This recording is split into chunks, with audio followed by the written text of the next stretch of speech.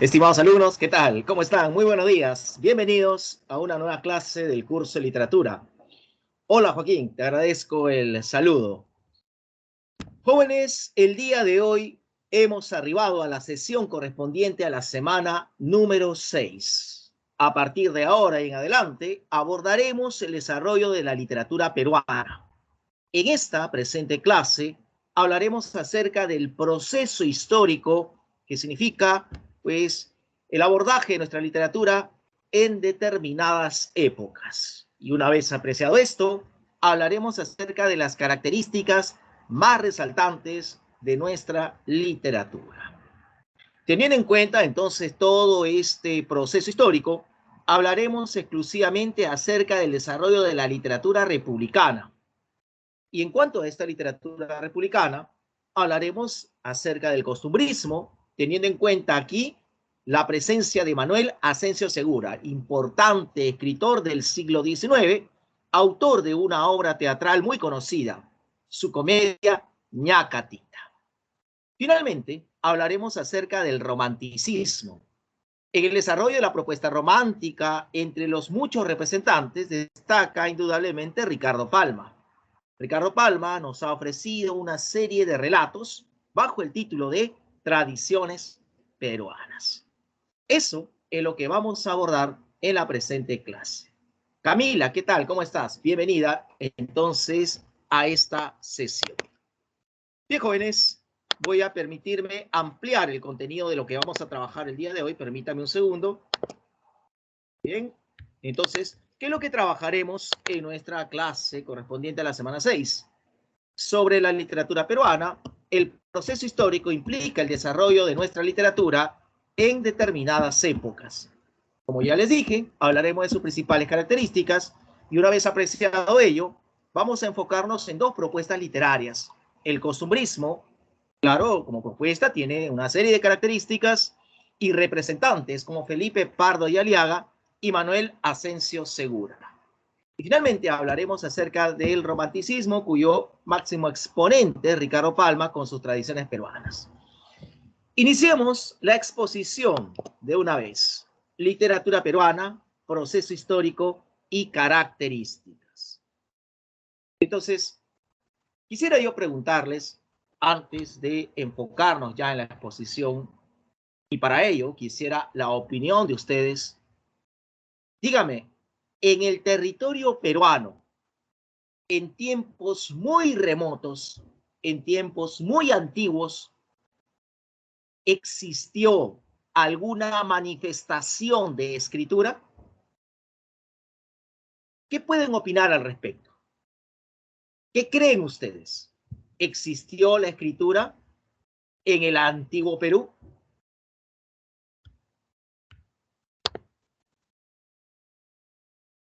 Vamos, los escucho, los leo. ¿Alguna opinión, por favor? Bueno, por ahí nos dice Víctor de que sí, tal vez existió alguna expresión de escritura. Joaquín nos dice de que no. Vamos, y el resto, hay 28 alumnos o algo más quizás acá presentes. Vamos, ¿qué opina el resto? Carlos nos dice de que no. Nicole nos dice de que no. ¿Alguien más? Pueden utilizar su micrófono si es que pueden hacerlo. Camila nos dice de que no. Sí, vamos, Adriana, ¿cuál es tu opinión?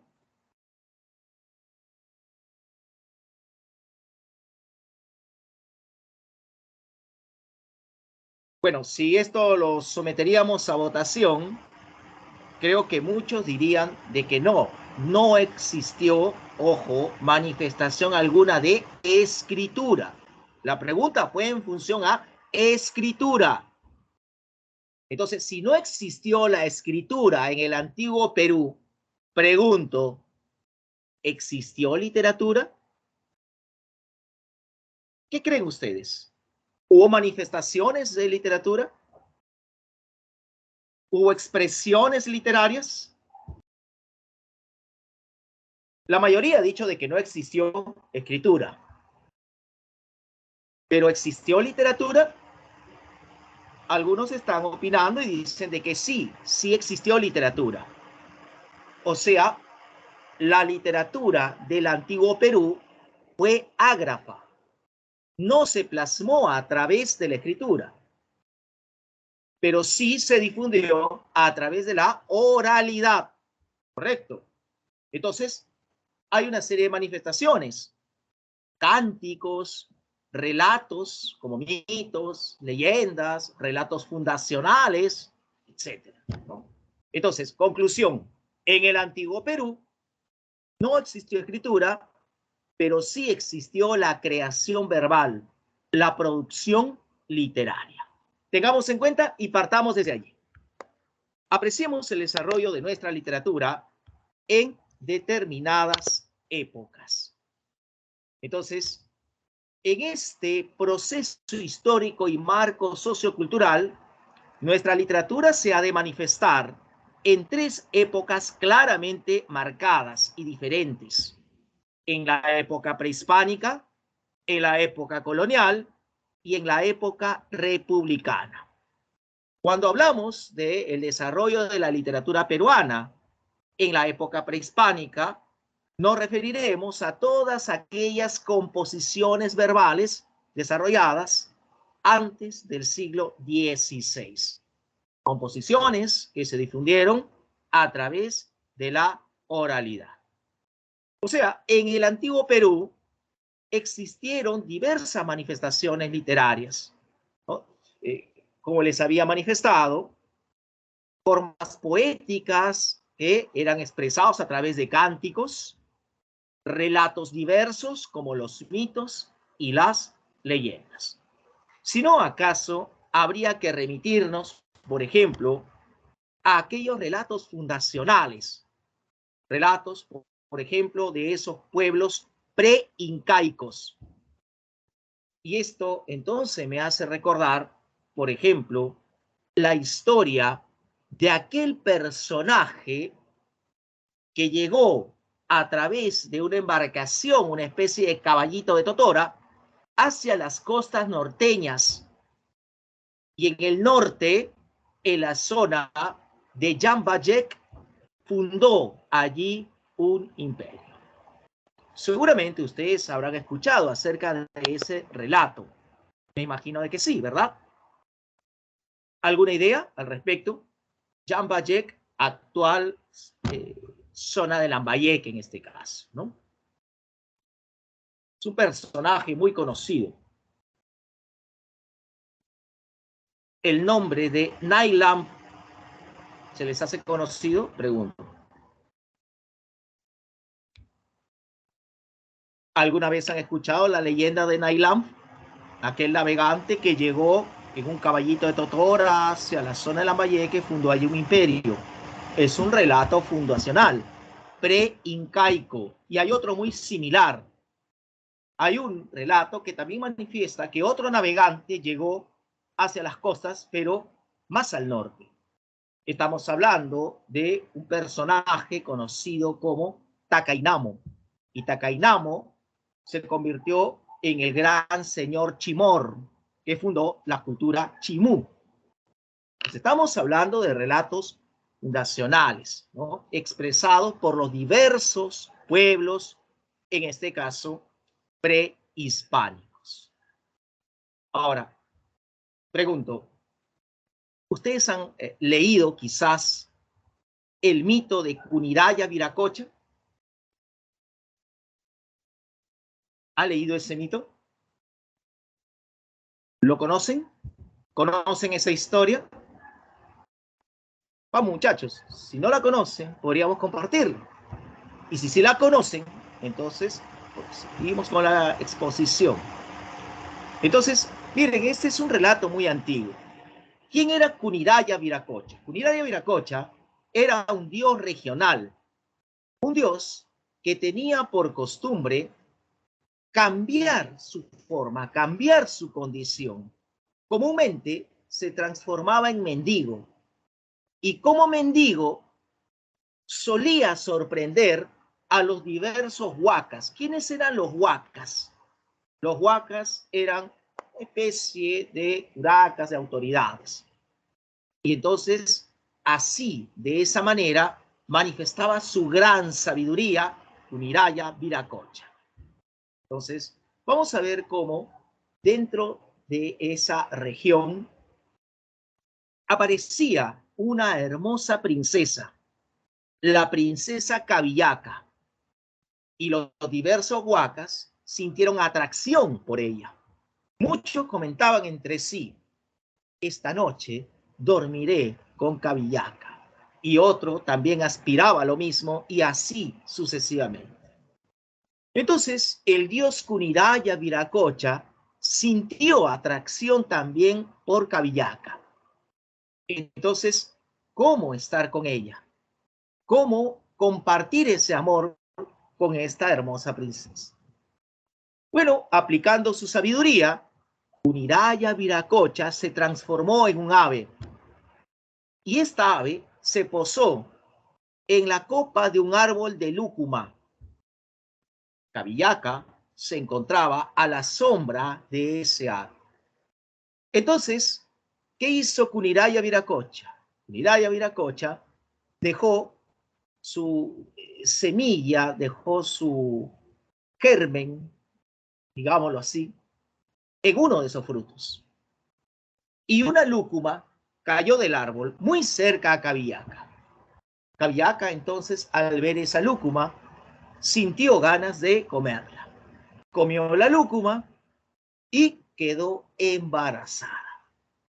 Así transcurrieron los meses y Cabillaca dio a luz a una hermosa niña. Entonces, ella estaba sorprendida por este acto prodigioso. Ha quedado embarazada, pero sin el contacto con algún varón. Y se preguntó, ¿quién es el padre? ¿Quién podría serlo? Entonces, vamos a ver cómo había un misterio que resolver. Entonces, esperó Cabillaca a que su criatura empiece a gatear. Y cuando ya aconteció ello, ella convocó a todos esos diversos huacas, quienes aparecieron en el Anchicocha, lugar donde se encontraba Cabillaca, con sus mejores trajes. Entonces vamos a ver cómo todos querían, de alguna manera, pues asumir esa responsabilidad, ¿no? Con la finalidad de estar al lado de la hermosa Cabillaca. Pero entre todos esos elegantes huacas, relegado, aparecía Kuniraya Viracocha con esa imagen de mendigo. Entonces, era despreciado, era marginado. Entonces, ¿cómo saber quién es el padre? Porque muchos se preguntaban, muchos de los huacas se decían, ¿tú eres el padre? ¿Tú eres el padre? ¿Quién es el padre? ¿Qué hizo la hermosa Cabillaca? Dejó a su criatura en el suelo y, como suele decirse, la sangre llama a la sangre. Y entonces la criatura gateó hacia el lugar donde se encontraría su progenitor. Y pasó entre varios huacas y a ninguno le hizo caso. La criatura gateó directamente hasta donde estaba Kuniraya Viracocha con la forma de mendigo. Y entonces la criaturita le agarró los pies. Entonces Cabillaca, al ver ese espectáculo, se sorprendió y sintió una gran repugnancia. Dijo, pero ¿cómo es posible que ese piojoso pordiosero sea el padre? ¡Qué asco! Dijo entonces. En ese instante, Cabillaca decidió ir en busca de su criatura, la tomó en brazos y huyó del lugar. Le dio la espalda a Kuniraya Viracocha y de esa manera no pudo observar la increíble transformación que aconteció allí. Kuniraya Viracocha entonces dejó de lado sus ropajes de mendigo y apareció con un traje resplandeciente como si fuese el sol. Y entonces dejó ciegos a todos y todos no podían ver y los huacas huyeron. Kuniraya Viracocha empezó a llamar a Cabillaca y le dijo, Cabillaca, ven, mírame ahora. Pero ella no escuchó. Ella decidió simplemente escapar, huir del lugar. Y en esa huida, ella empezó a descender del Ande en dirección hacia la costa.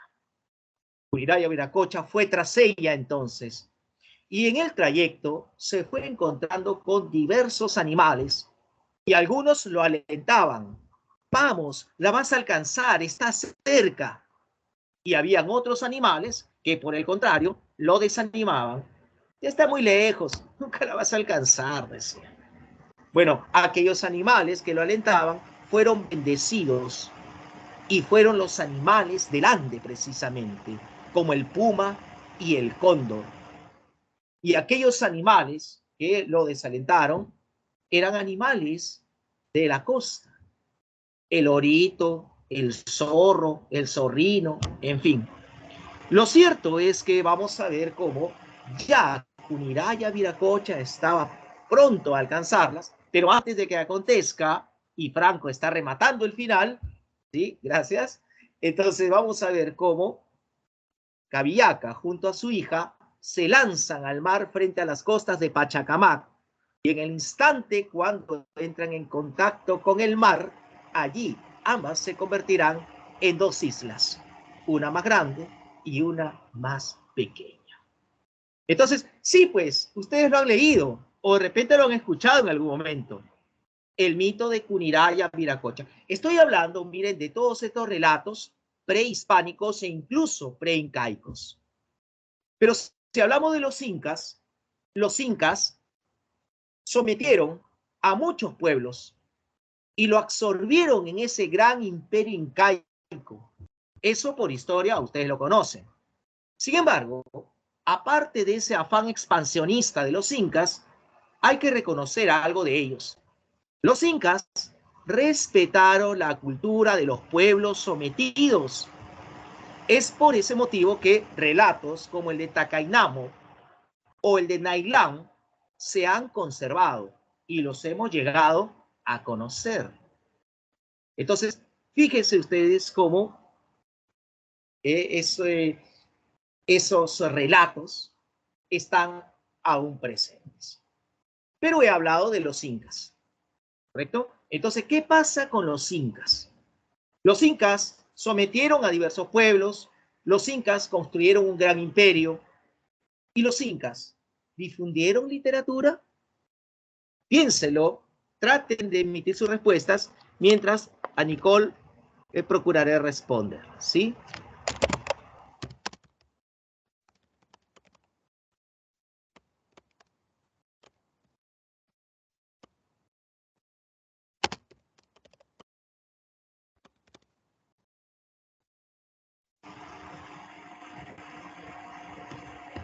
Muy bien, no sé si habrá aparecido. A ver.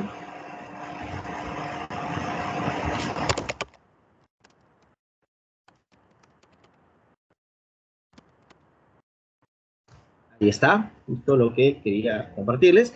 Bueno, los incas sí, también cultivaron la literatura. Ellos fueron creadores de diversas manifestaciones literarias. Los incas, a propósito, ¿qué lengua emplearon para la difusión de la literatura? ¿Conocen ello?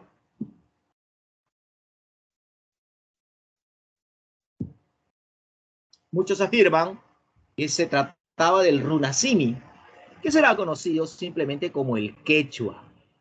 Entonces, el quechua fue la lengua que primaba durante el incanato. Entonces, miren, toda esa producción literaria se hará perceptible desde un enfoque occidental. Les pregunto, ¿ustedes creen que los incas conocían acerca del género épico, el género lírico o el género dramático? ¿Conocían esa noción? Obviamente no.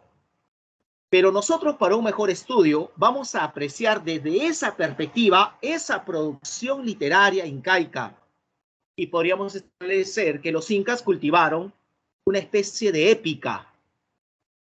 Entonces, ¿cómo se manifestó esa épica?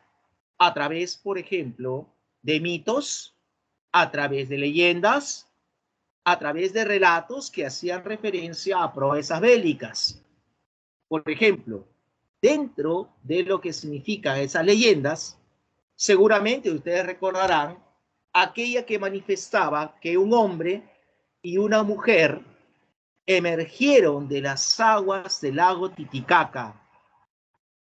Y una vez entonces ellos ya en tierra decidieron buscar un lugar fértil para fundar un imperio. Y se trasladaron hacia el norte. El hombre, portando una vara de oro, empezó a sentarla en el suelo hasta que encontró un lugar fértil cerca al cerro Guanacauri y fundó allí un imperio. ¿Cómo se llama esa leyenda que es muy conocida? Entonces, este hombre enseñó a los otros a cultivar la tierra, también a adorar al sol, etc.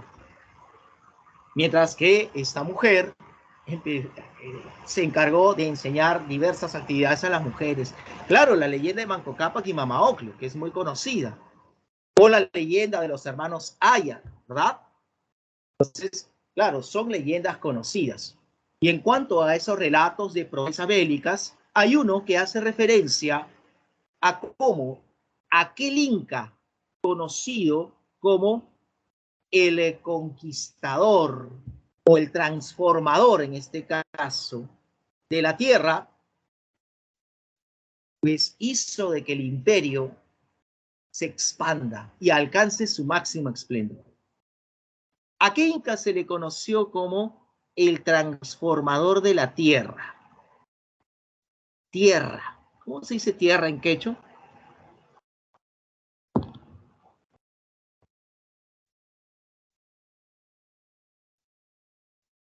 ¿Cómo se dice tierra en quechua?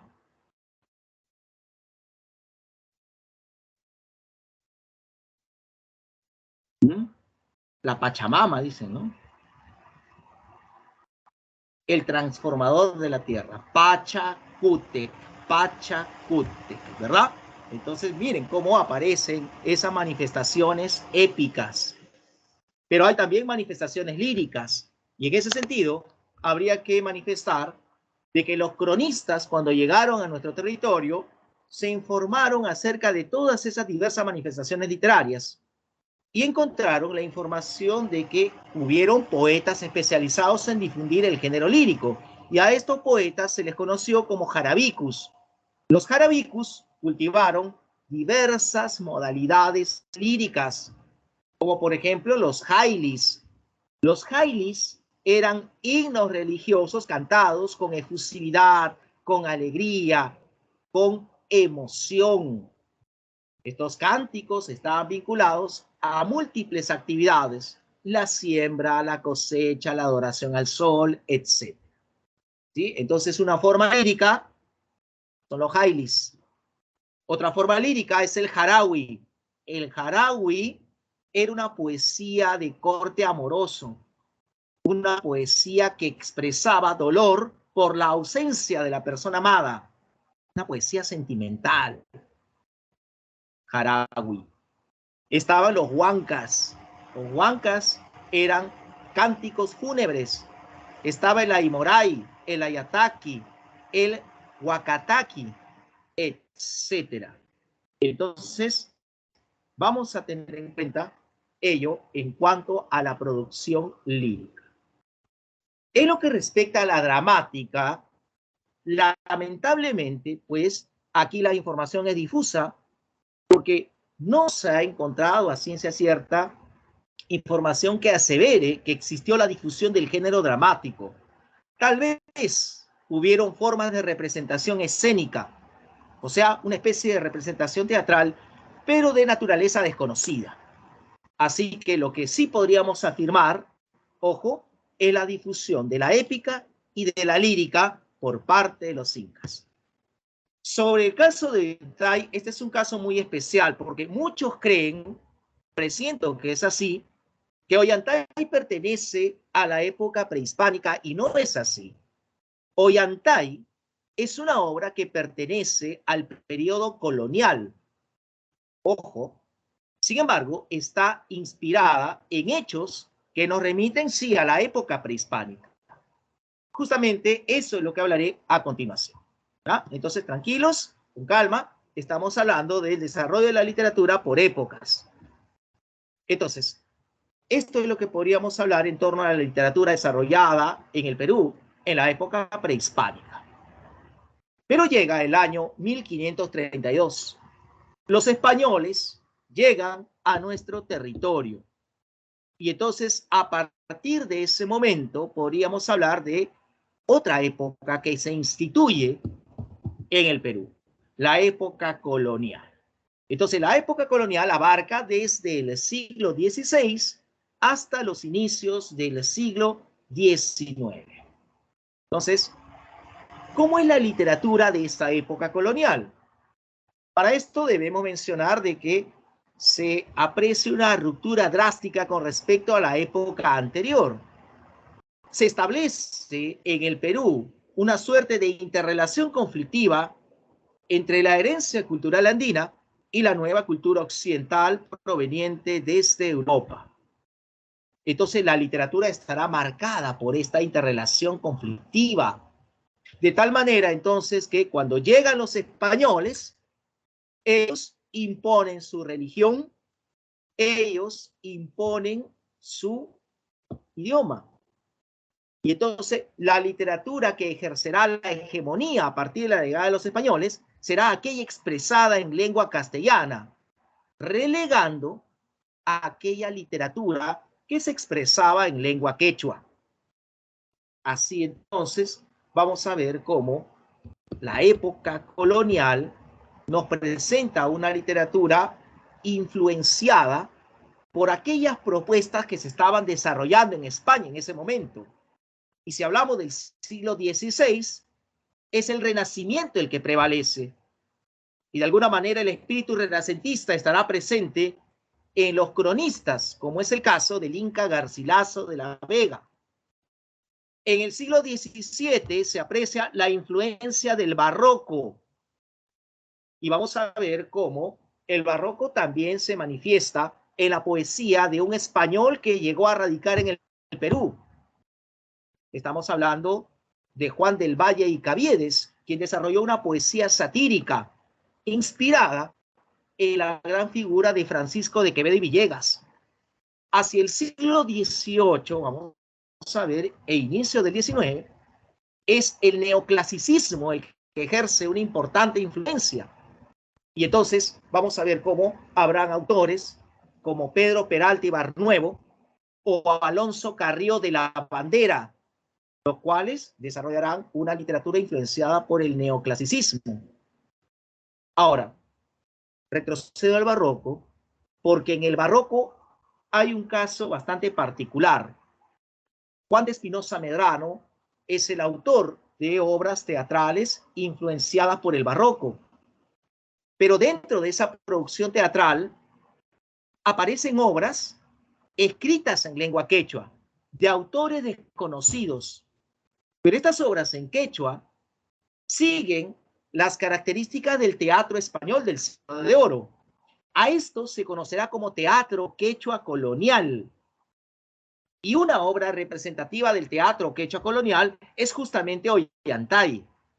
Reitero, una historia inspirada en la época prehispánica, pero obviamente creada durante la colonia. ¿Sí? A ese punto quería llegar. Ahora, sobre la época colonial, el profesor Carlos García Bedoya afirma de que esta estará constituida por tres momentos: la conquista, la estabilización colonial y finalmente la crisis del régimen colonial. A esta crisis del régimen colonial también se le conocerá como emancipación. El proceso emancipador pone fin a la época colonial. Entonces, vamos a ver cómo a partir de ese momento apreciaremos una nueva época, la época republicana. que se pone de manifiesto desde el siglo XIX hasta la actualidad. Es entonces, en el plano literario, el momento en el cual apreciaremos la literatura del Perú independiente.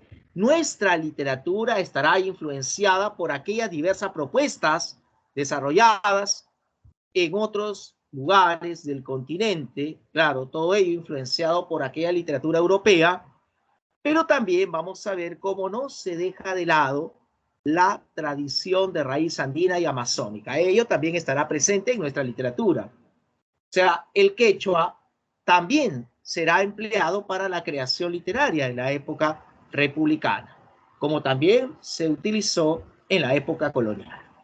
Entonces, vamos a ver cómo hay diversas expresiones, propuestas, movimientos que se van a manifestar a partir de la época republicana.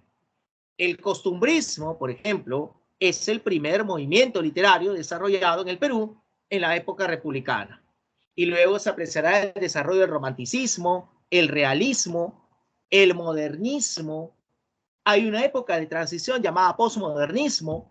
Luego se aprecia el desarrollo del vanguardismo, del indigenismo, etc. Entonces, este es el panorama general de lo que vamos a apreciar en el desarrollo de nuestra literatura. Así que, apreciado ya esto, veamos a continuación cuáles son las características de nuestra literatura. ¿Y qué podríamos decir de la literatura peruana? La literatura peruana es un ámbito de bastante complejidad. Cuando hablamos de literatura peruana, vamos a apreciar cómo en nuestro país conviven, interactúan e incluso se retroalimentan, o sea, ejercen una influencia mutua diversas manifestaciones literarias. Las literaturas orales en lengua nativa y aquella literatura escrita en lengua castellana. Nuestra literatura entonces se ha de caracterizar por incluir aquellas expresiones literarias plasmadas en la escritura, expresadas a través de la oralidad, aquellas en lengua castellana y aquellas en lenguas aborígenes, siendo la más importante el quechua. Por lo tanto, debido a esto, nuestra literatura puede ser catalogada como heterogénea, pluricultural, multilingüe e inclusiva. Esas son las características de nuestra literatura. Dicho esto, hablemos de la literatura peruana desarrollada en la época republicana, es decir, a partir del siglo XIX en adelante. Y empezaremos hablando acerca de el costumbrismo. ¿En qué contexto aparece el costumbrismo? En un contexto que nos remite a una etapa posterior a las guerras de independencia. Entonces, es una época en donde prima la inestabilidad política, social, económica. Sucede lo siguiente.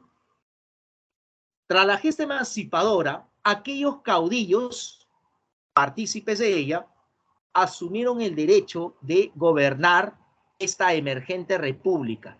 El Perú obviamente ya no es colonia española, es un país que recién se está forjando y muchos creyeron tener el derecho de gobernarlo. Entonces es una etapa de constantes levantamientos armados, derrocamientos, imposición, etc. Es la época del caudillismo militar o primer militarismo. De tal manera, entonces, que quienes pugnan por el poder, por un lado Gamarra, por otro lado Orbegoso, por otro lado Santa Cruz, por otro lado Salaverry, en fin, ¿no? Vamos a ver cómo es una época de gran inestabilidad. Entonces, hay que tener en consideración lo siguiente. Las guerras de independencia habían expuesto a nuestro país a las ideologías del capitalismo industrial y a las ideas liberales. Entonces, el contraste entre esas ideas y las realidades sociales y económicas del Perú va a producir un desequilibrio entre esperanzas y realidades. Evidentemente, eso es lo que vamos a poder apreciar a través de la literatura costumbrista. Una literatura que nos presenta las frustraciones de determinados sectores de la sociedad, las frustraciones de la clase alta en decadencia y las frustraciones de la clase media que estaba emergiendo, acentuando la rivalidad entre ambas clases sociales. Describe el costumbrismo una sociedad en transición, una sociedad que está cambiando. El poder estaba en manos de los españoles, ahora estará en manos de los criollos. Vamos a ver cómo, a pesar de ello, todavía se conservan ciertos rasgos coloniales en la clase aristocrática y la clase media aspiraba a esos mismos derechos. Por eso la diferencia entre ambas clases sociales. Habría que mencionar también que el costumbrismo plantea la búsqueda de información de la llamada expresión nacional, o sea, una literatura propia, una literatura genuina, una literatura que nos represente. Eso es lo que podríamos decir a priori en torno al costumbrismo. Veamos a continuación cuáles son las principales características del costumbrismo. En primer lugar, podríamos mencionar esa cercanía, ese apego a la realidad inmediata. O sea, la literatura costumbrista nos presenta lo más resaltante que está aconteciendo en la sociedad peruana y fundamentalmente limeña en esos primeros momentos del siglo XIX. Pero además, vamos a ver cómo percibe los diversos estratos sociales. No solamente se enfoca, pues, en un determinado sector social, en una determinada clase. Se hace referencia a la clase alta, a la clase media, a la clase popular. Otro aspecto que caracteriza el costumbrismo es esa capacidad descriptiva de tipos y de costumbres. Entonces, el costumbrismo se encarga de presentarnos a una serie de personajillos, o, si quieren llamarlo de otra manera, tipologías de muy presentes dentro de nuestra sociedad. ¿Qué tipo de personajes? De pronto podríamos ver cómo en la literatura costumbrista se hace referencia a falsas beatas, de pronto a militares, políticos, de pronto a arribistas, a gente convenida, de pronto a chismosos, alcahuetes, etc. Personajillos que abundaban en nuestra sociedad. Y lo mismo era describir costumbres. Aquellas prácticas, aquellas usanzas que se daban durante la colonia, se siguen conservando durante la época republicana. Entonces, participar de las corridas de toros era una herencia española. El hecho, por ejemplo, de practicar los carnavales, ¿no?, que aparece registrado en artículos costumbristas, o sea, mojar a las muchachas, ¿no?, y después entablar un vínculo con ellas, era una costumbre heredada desde la colonia.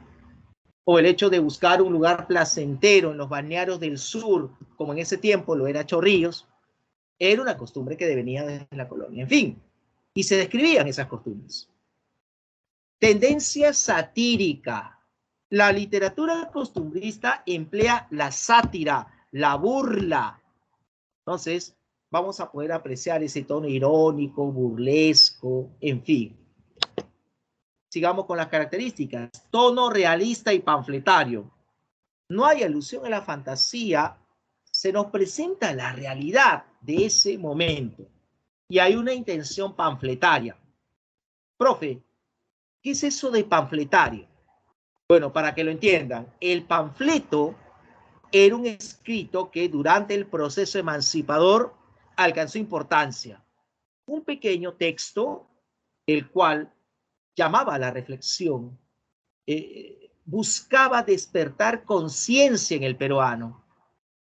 Entonces, era pues un discurso bastante motivador, en otros casos muy crítico.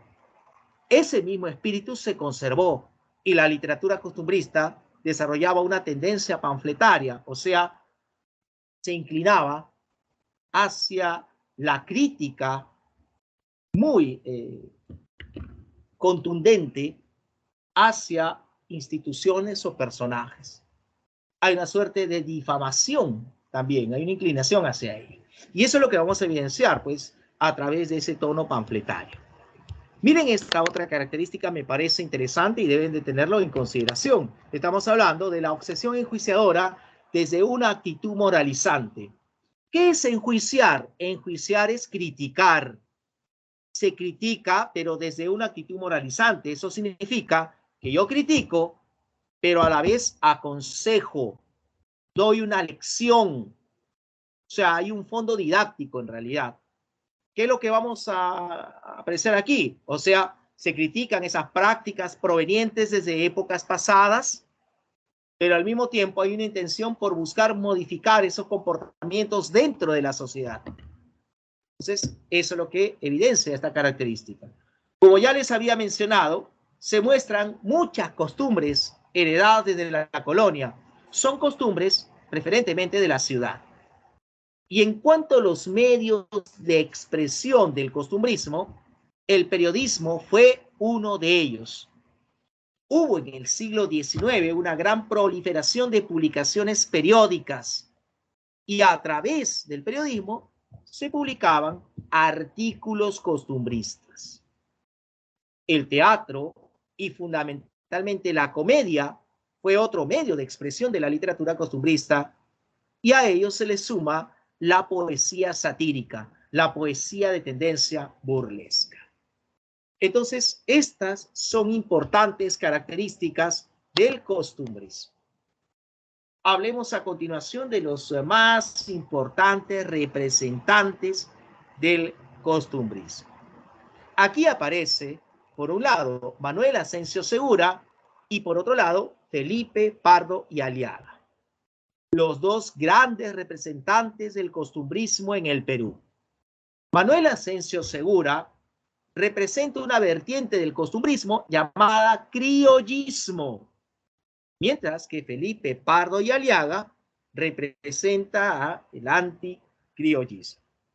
Ambos son casi contemporáneos y se convirtieron en rivales literarios y políticos. Obviamente, vamos a ver cómo estas vertientes llamadas criollismos y anticriollismo son totalmente opuestas, son antípodas. Entonces, quiero que ustedes establezcan las características tanto del criollismo como del anticriollismo, por oposición simplemente. Entonces, si el criollismo criticaba a la colonia, ¿qué hacía el anticriollismo?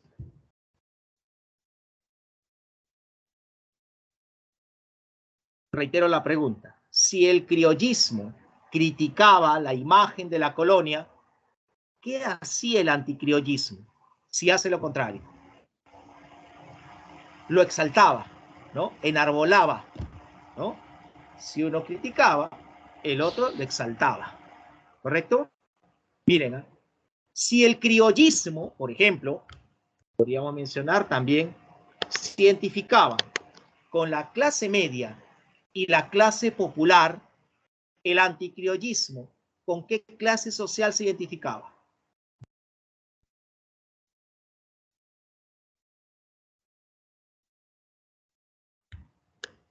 ¿Mm?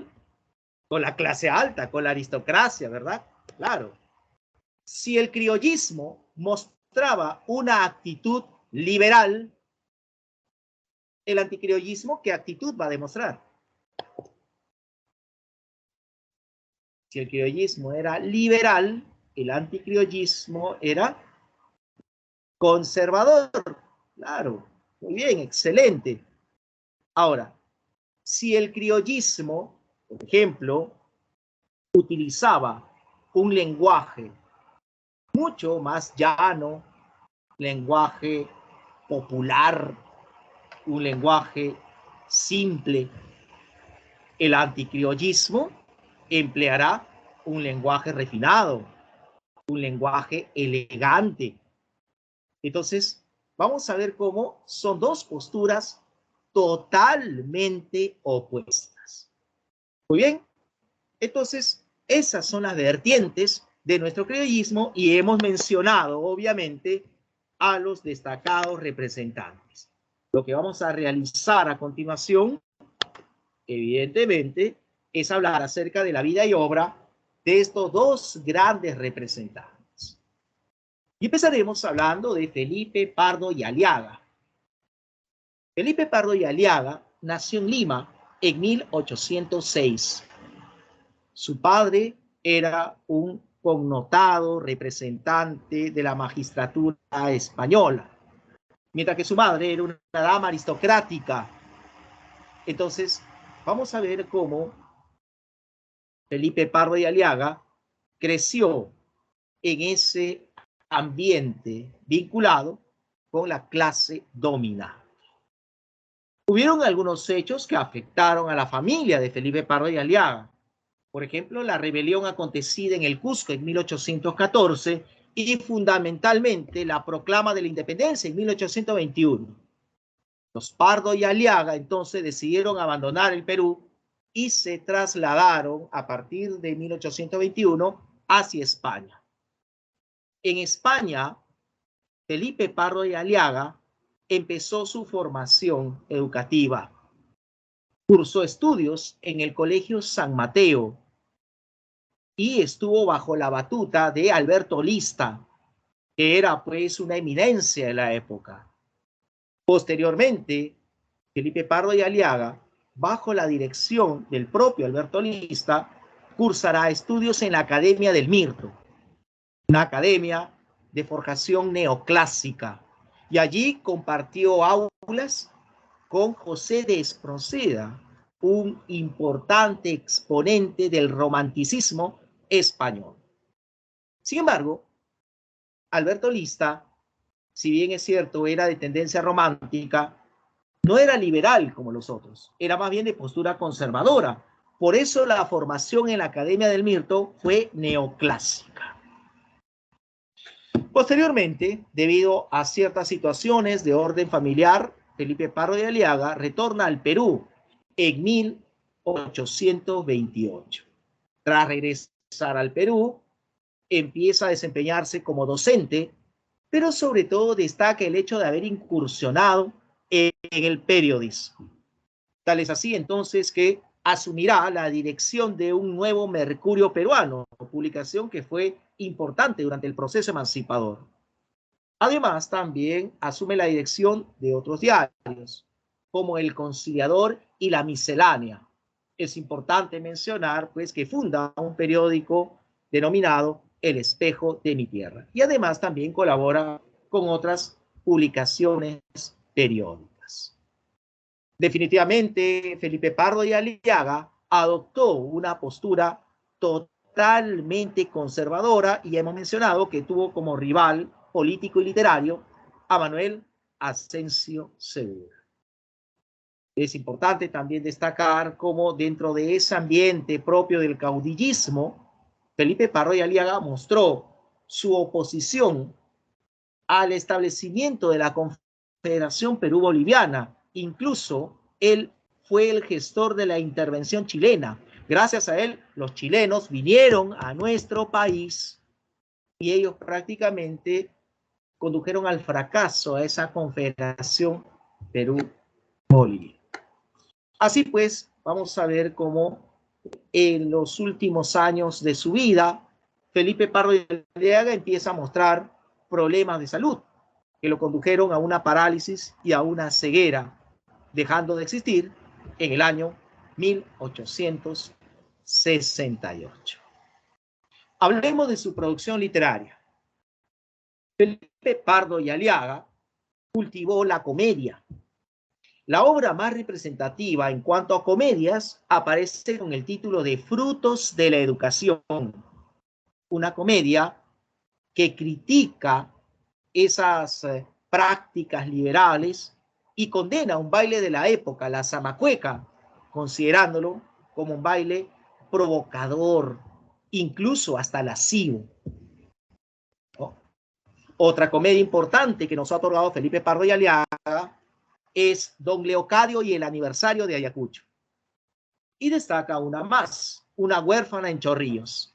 De las 3 comedias, las 2 primeras sí llegaron a representarse, la última no. Ahora, por otro lado, hay que mencionar que Felipe Pardo de Aliaga es el autor de artículos costumbristas.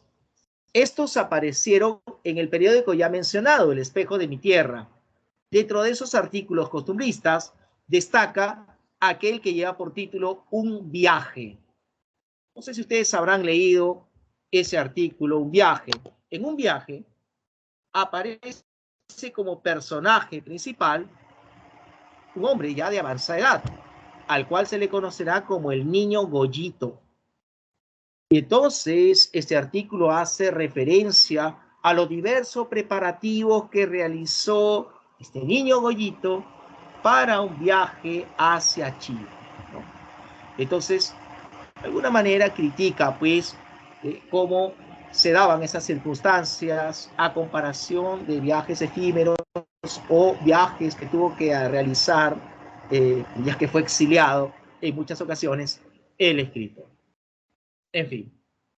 Ahora, cultivó también la poesía satírica, de hecho, y nos ha otorgado diversos títulos, ¿no? Entonces, vamos a ver cómo ¿no? podríamos encontrar algunos títulos en cuanto a esta poesía satírica como La Constitución Política, Corrida de Toros, El Guapo Chico, La Jeta, en fin, ¿no? Vamos a tener en cuenta, pues, esto como lo más resaltante de la producción literaria de Felipe Pardo y Aliaga. Ahora, debemos resaltar también lo siguiente, que gracias a su formación neoclásica, el escritor desarrolla un estilo equilibrado y por lo tanto, él manifiesta reflexión y medida en los conceptos. Ahora, cuando él se encarga de describir, ya sea costumbres, ya sea caracteres de personajes, establece comparaciones y él busca que esas comparaciones sean objetivas. Eso caracteriza también a la propuesta de Felipe Pardo y Aliaga. Muy bien, entonces dejemos de lado al escritor y rápidamente hablemos del otro gran exponente del costumbrismo en el Perú. Aquí aparece Manuel Asensio Segura. Manuel Asensio Segura nació en Lima en 1805. Su padre era peruano, pero servía al ejército español y el deseo de su padre fue de que Manuel Asensio ingrese a la milicia. De hecho, así sucedió. A muy temprana edad, Manuel Asensio Segura se incorpora al ejército y es así como participa de la gesta emancipadora, pero defendiendo los intereses del ejército realista. Padre e hijo estarán presentes en la batalla de Ayacucho, batalla que pone fin entonces al proceso emancipador. Avance el tiempo, Manuel Asensio Segura seguirá inmerso en el ejército, pero obviamente ya no defendiendo a los españoles, sino es parte del ejército patriota. Y así vamos a ver cómo él seguirá escalando posiciones y finalmente llegará al grado de teniente coronel de la Guardia Nacional. Decide abandonar la milicia y se incorpora a la vida civil y trabajará para el Ministerio de Hacienda. Vamos a ver entonces cómo Manuel Asensio Segura poco a poco despierta un interés hacia tanto el periodismo como hacia la literatura. A tal punto entonces de encontrar en el periodismo la vía a través de la cual se permitiría realizar una serie de críticas a la sociedad a través de artículos. Y para ello entonces fundó 2 importantes periódicos de la época, La Bolsa, posteriormente El Cometa, y más adelante colaboró, cuando él vivía en el norte del país, con El Moscón. Y así entonces vamos a ver cómo Manuel Asensio Segura empieza a destacarse dentro de este ámbito periodístico y obviamente dentro del ámbito literario. Participará de una serie de reuniones y de tertulias literarias. Es importante entonces mencionar de que son constantes los ataques y respuestas entre él y Felipe Pardo y Aliaga. Habría que mencionar también que Asensio Segura tuvo simpatía por algunos caudillos militares de la época, con Gamarra, por ejemplo, con Agustín Gamarra, y más adelante con Felipe Santiago Salaverry. Asensio Segura se convierte en una gran personalidad literaria y destaca él por haber trabajado los tres géneros literarios.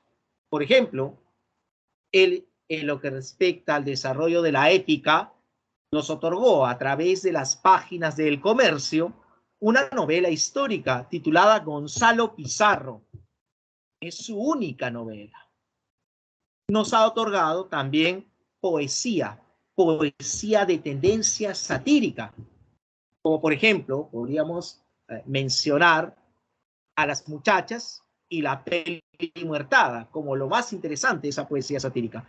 Pero indudablemente es su producción teatral la que destacará.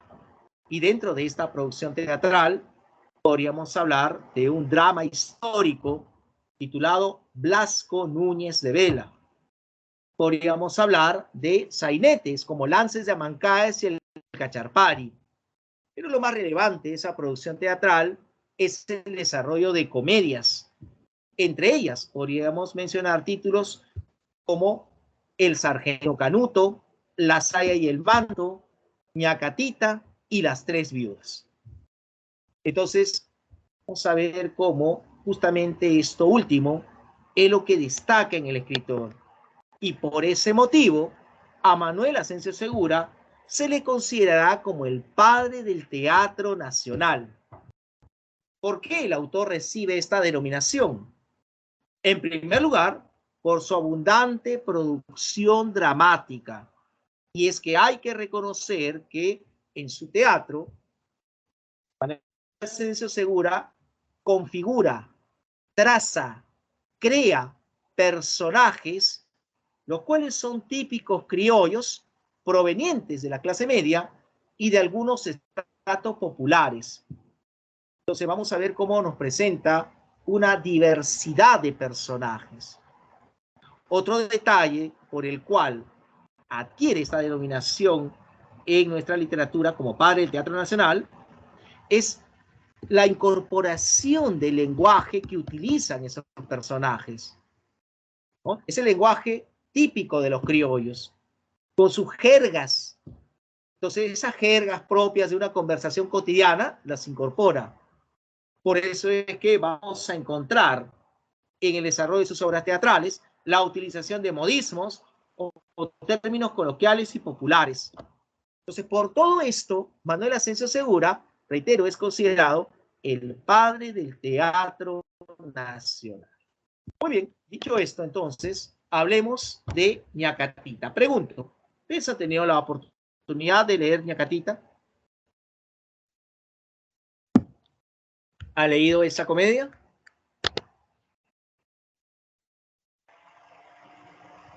¿Mm?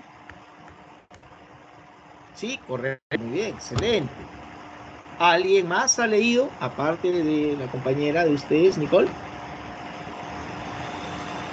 Muy bien, algunos dicen que sí, otros dicen que no, pero yo creo que ustedes conocen algo de la historia, así que no está de más recordar.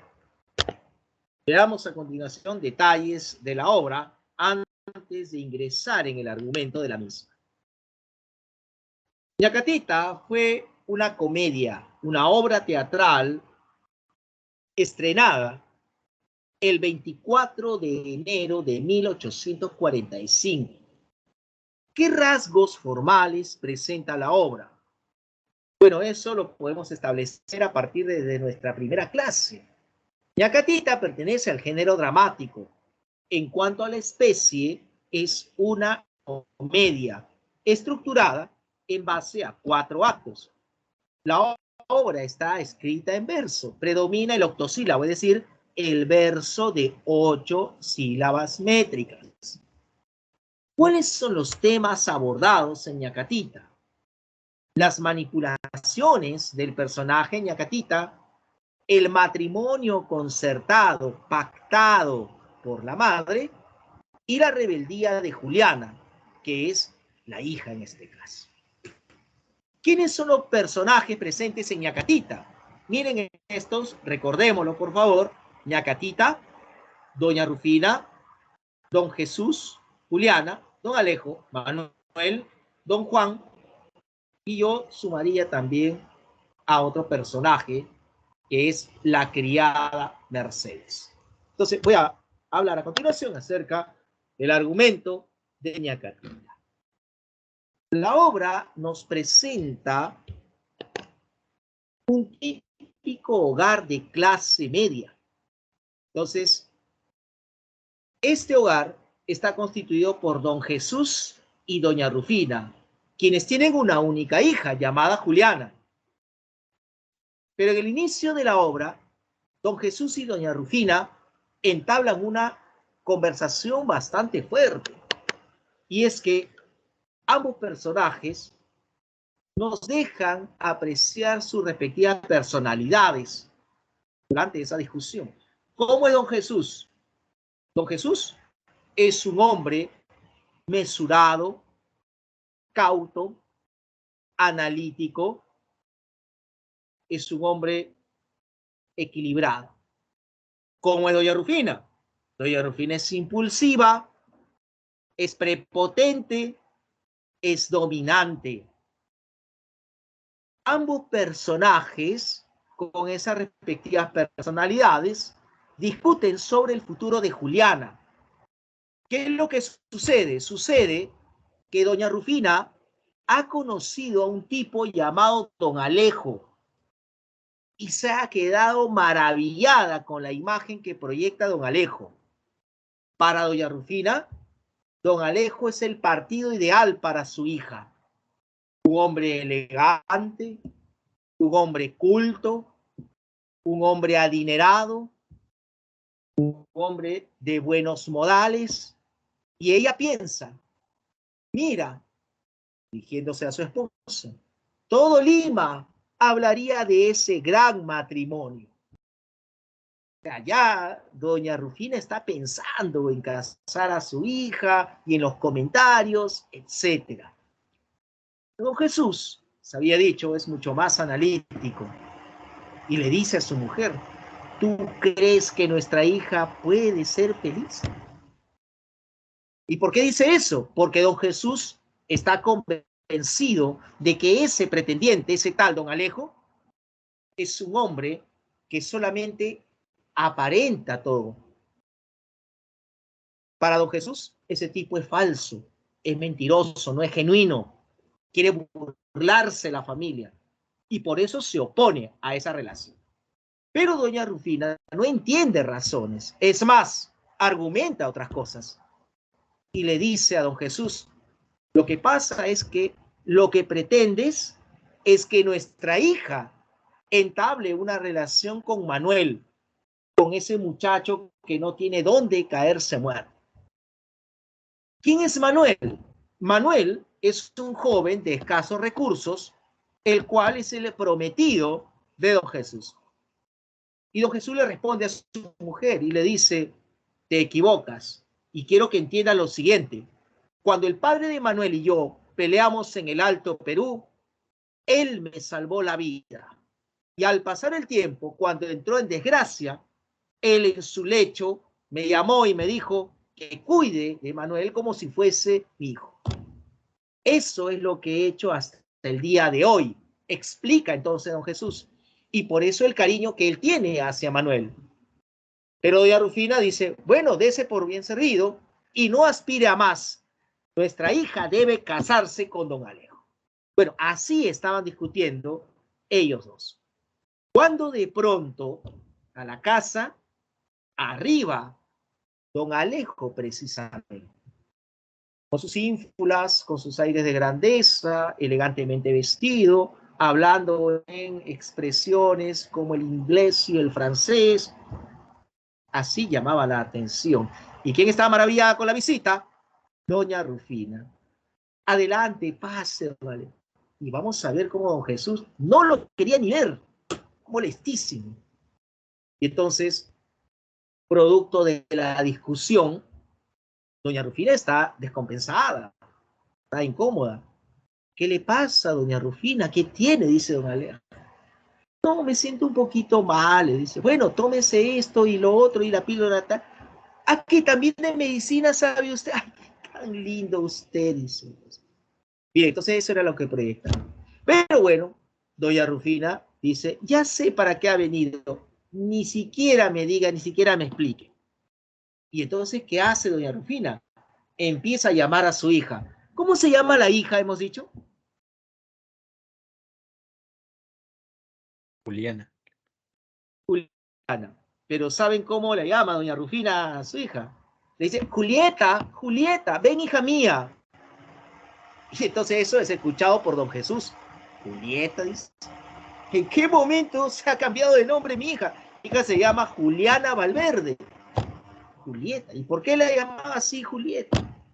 Porque asumía que era un Romeo contemporáneo, ese tal don Alejo. Ridiculez total. Y eso no lo soporta don Jesús. Y tras un intercambio de palabras con don Alejo, procura retirarse. Entonces, vamos a ver cómo este don Alejo pues se muestra así. Pero la muchacha no aparece. Y sin embargo, siguen conversando doña Rufina y don Alejo hasta que después de un tiempo prolongado aparece Juliana. Claro, no es su nombre, pues. Y le dice, mamita, me estaba llamando.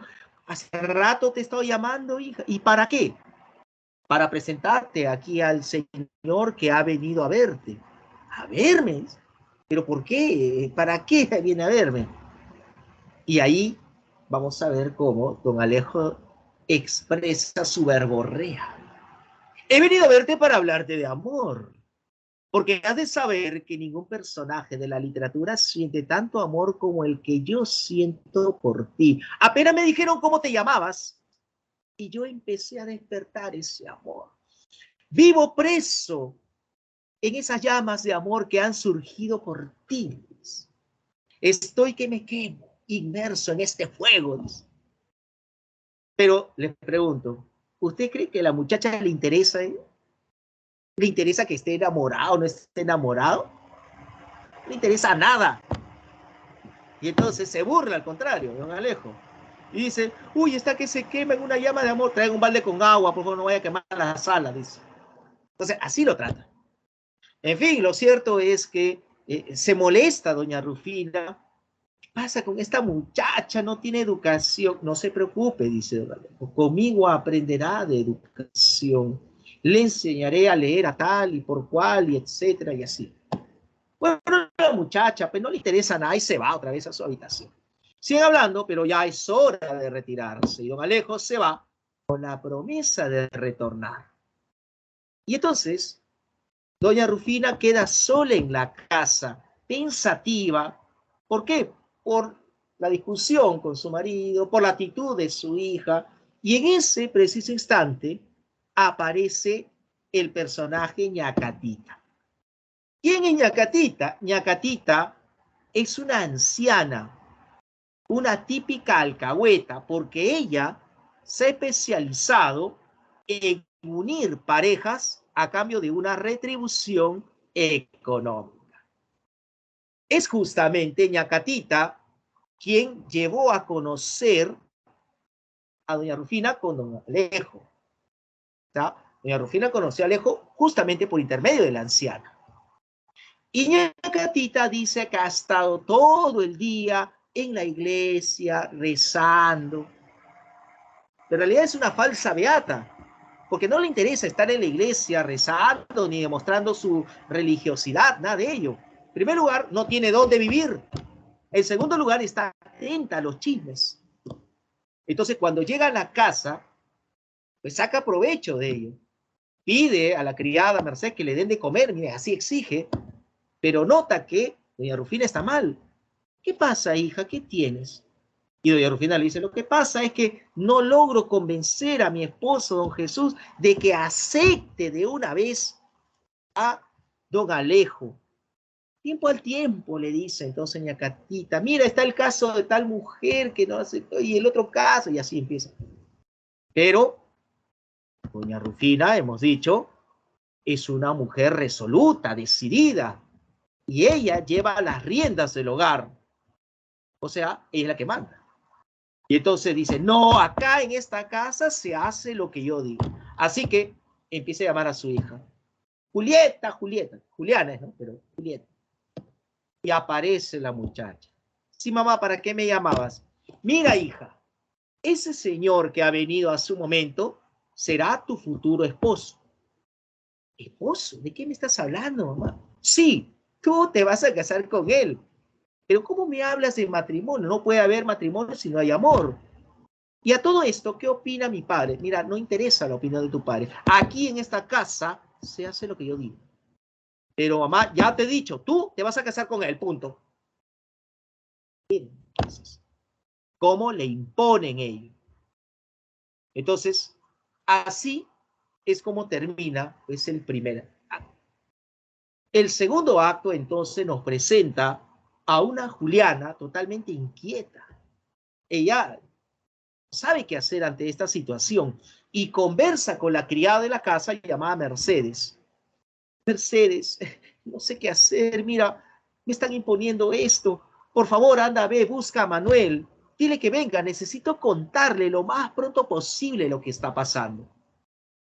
Pero la criada Mercedes también es mesurada, es equilibrada y le dice, tranquila muchacha, pero ¿por qué el apuro? Si Manuel viene todos los días de visita, además ten en cuenta lo siguiente, ahorita en casa, tus padres no están.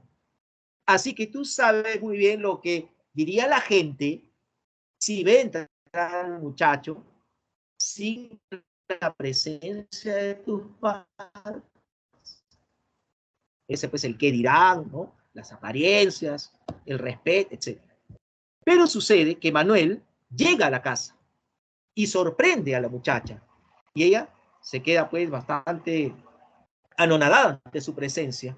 ¿Qué haces aquí? Le dice. Y Manuel le dice, ¿pero qué? ¿No es grata mi presencia? ¿No querías que venga? No, no es eso, le dice Juliana. Lo que pasa es que se ha dado una situación. Ven, pasa, porque te voy a contar lo que está aconteciendo. Y le cuenta. Y le dice la muchacha, lo que pasa, Manuel, es que debes enterarte de lo siguiente. Mi madre quiere imponerme un matrimonio. ¿Con quién? Con un tal don Alejo, un hombre que ni siquiera conozco. Y eso no puede ser, dice la muchacha, porque mi corazón pertenece a otro hombre. Y le confiesa eso Juliana a Manuel. Y Manuel, muy atento, le dice, ¿cómo? ¿Tu corazón pertenece a otro hombre? Yo no sabía eso. Entonces, tienes que confesarme, tienes que decirme de quién estás enamorada. Es para mí importante. Y Juliana dice, ese otro hombre al cual me refiero eres tú, pues. Le dice, ay, soy yo. Dice, recién se da cuenta. Entonces, vamos a ver cómo sí, pues, había un afecto mutuo entre Juliana y Manuel. Por eso es que ella no le hacía caso, pues, a don Alejo. Entonces, los dos, Juliana y Manuel, están en la sala, están conversando muy juntitos y de pronto está oscureciendo. Se están formando las penumbras, ¿no? Y entonces, de pronto de la calle, llega don Jesús. Y don Jesús les encuentra a los dos jóvenes en la sala. ¿A ustedes no les ha pasado que están con el muchacho, con la muchacha, y de pronto llega el papá? Qué sensación, ¿verdad? Miedo, temor, pánico, no sé. En fin, entonces llega don Jesús y los encuentra a los dos en la sala. ¿Y cuál es la reacción de don Jesús? Muchachos, ¿cómo están? ¿Qué tal? Don Jesús está feliz porque él quiere que su hija y Manuel estén juntos. Hijita, ¿cómo estás? Manuelito, hola, mira, no te vayas a ir, ¿ah? Necesito que me hagas un favor. Así que espérame aquí, ¿ya? No te vayas. Y se va a su habitación.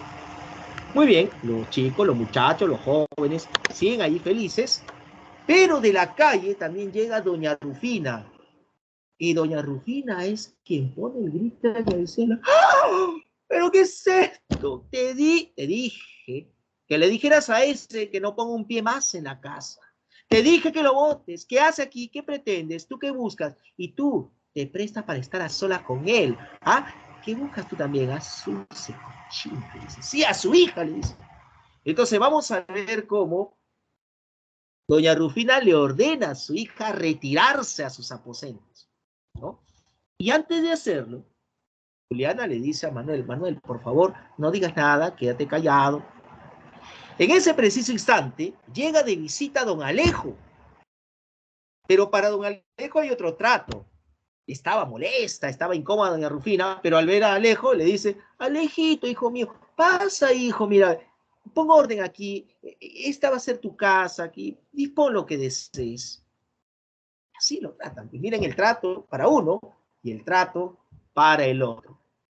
Lo cierto es que vamos a ver cómo se muestra relegado Manuel y cuando aparece entonces de su habitación don Jesús, no encuentra a Manuel y pregunta, ¿y dónde está Manuel?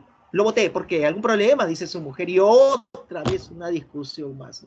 Entonces, vamos a ver cómo hay intercambio de palabras, en fin. A doña Rufina no le interesa que estén presentes ni don Alejo y después también aparece Ñacatita.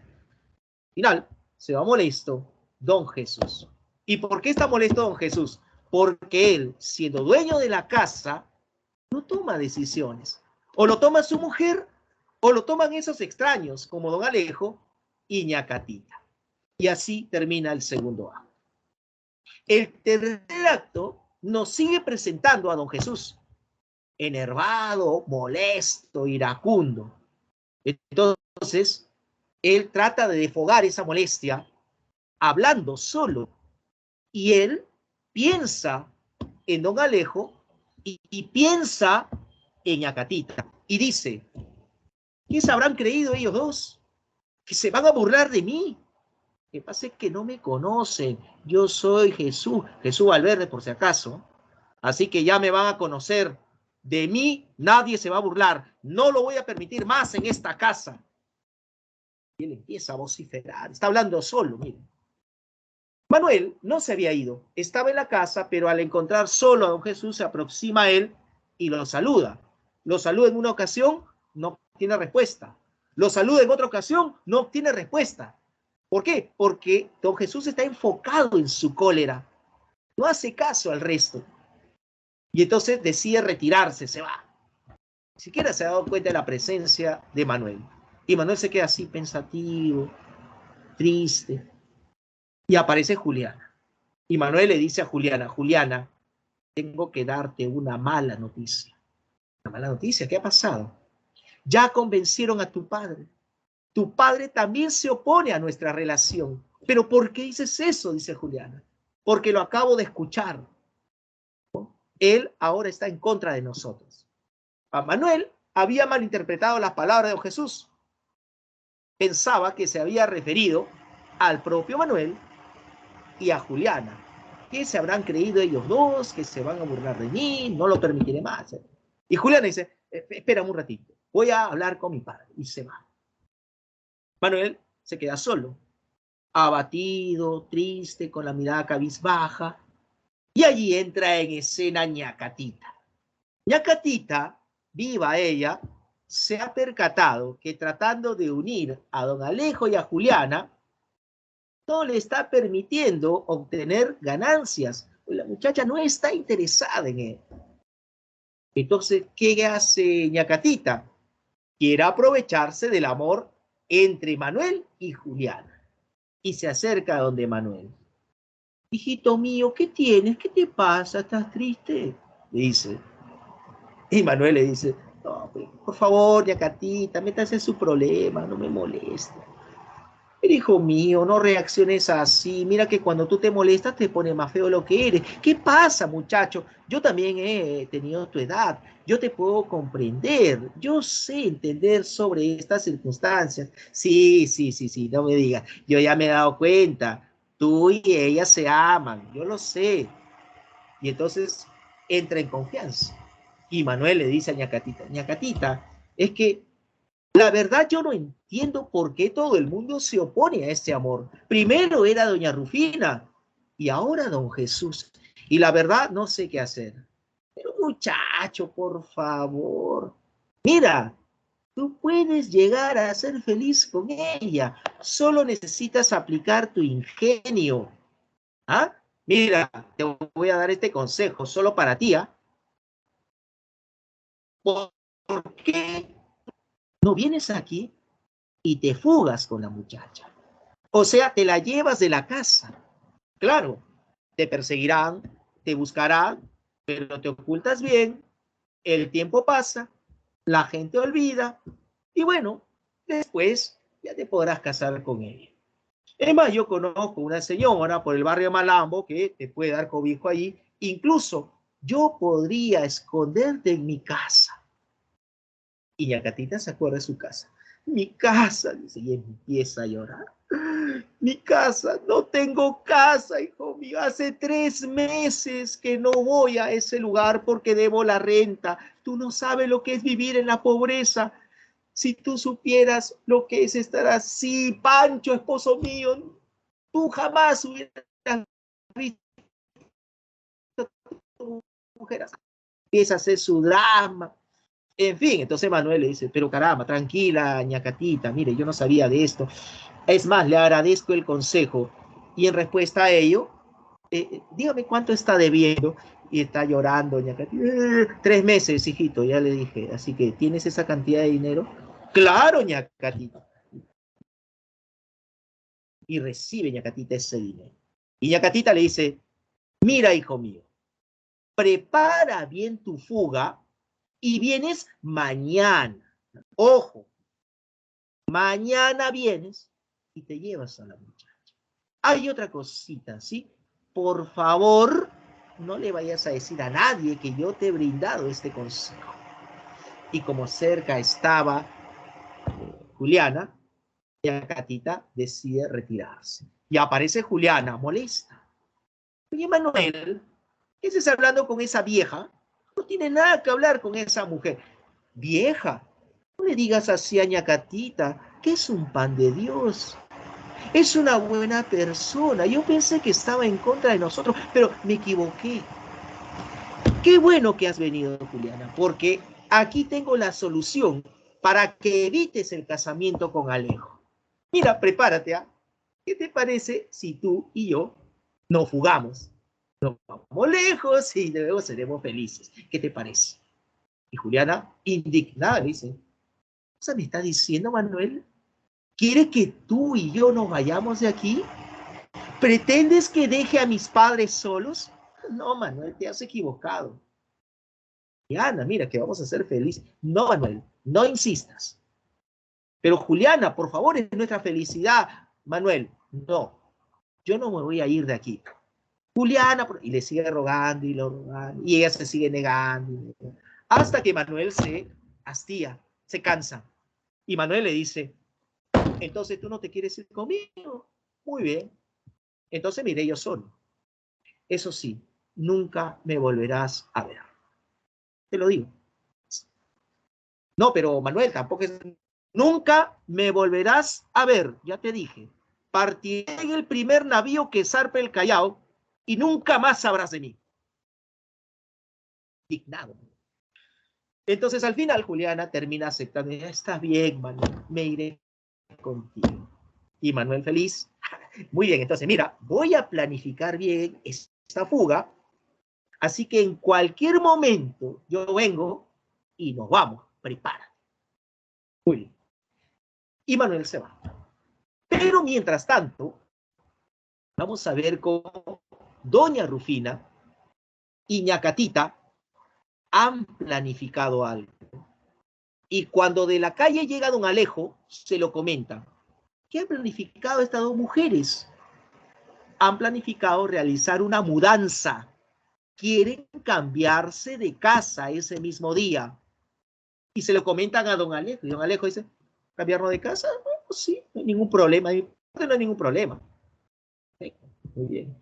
Entonces, don Alejo realizará los preparativos del caso. Y de eso, de esa mudanza de improviso, se entera Julián. Y así termina entonces el tercer acto.